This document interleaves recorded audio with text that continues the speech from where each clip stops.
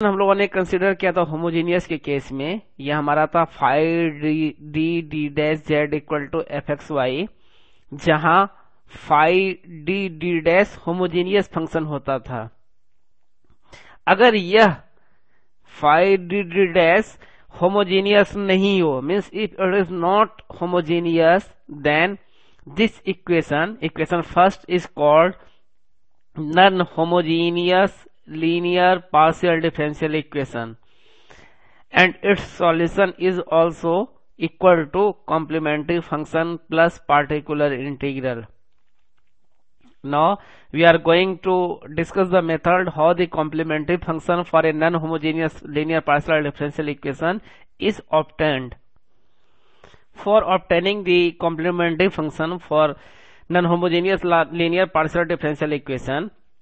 we resolve phi d dash into linear factors of the form d minus md dash minus a. अगर हम इसको इस रूप में फॉर्म कर मतलब फैक्टराइज कर देते हैं तो हमारा कॉम्प्लीमेंट्री फंक्शन हो जाता है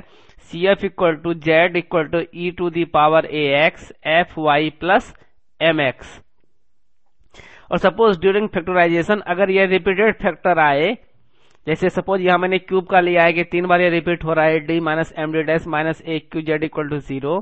तो हम लोग इसका सी एफ लिखेंगे E to the power A X F one Y plus M X, जैसे हम लोग अभी तक करते आ रहे थे X F two Y plus M X E to the power A X plus X square E to the power A X F three Y plus M x.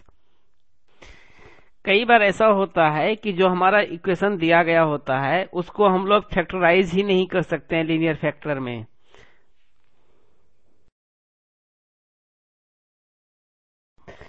We have to obtain the solution of the differential equation d plus d dash minus 1 d plus 2d dash minus 2z equal to 0। तो हम लोग पहले इसका complementary function लिखेंगे। Complementary function लिखने के लिए हमारा लीनियर फैक्टर क्या दिया गया है d plus D dash minus 1, इसको कंपेयर करते हैं। हम जानते हैं कि अगर d minus M D dash minus A कोई लीनियर फैक्टर हो तो इससे कॉरस्पॉन्डिंग कॉम्प्लीमेंट्री फंक्शन होगा E to the power A X F Y plus M X. अगर आप इस रिजल्ट से इसको कंपेयर करेंगे d plus D dash minus 1 को, तो मुझे m इक्वल टू क्या मिलेगा, m इक्वल टू मिलता है -1 और a इक्वल टू 1। तो दिए गए फॉर्मूला में हम लोग इसको सब्स्टिट्यूट कर रहे हैं तो मुझे मिल रहा है फर्स्ट के इसके corresponding complementary function E to the power X F one Y plus M X, M equal to -1 therefore minus X. Similarly for this E to the power X F two Y minus 2x, P I right hand side 0 है तो P I तो 0 ही होगा, therefore complete solution equal to this. Our next example is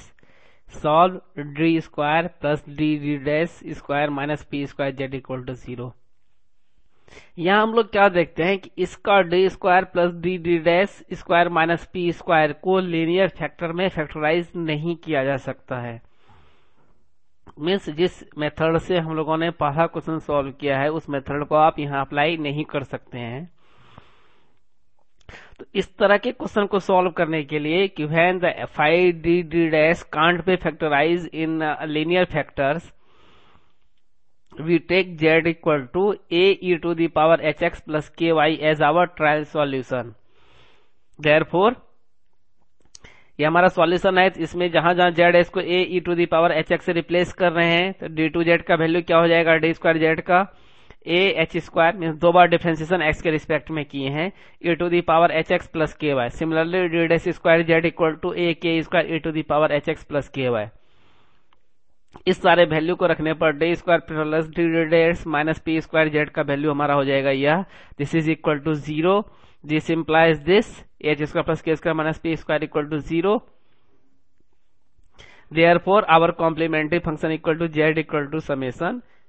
a E to the power H X plus K Y, where H K are related by this equation. अब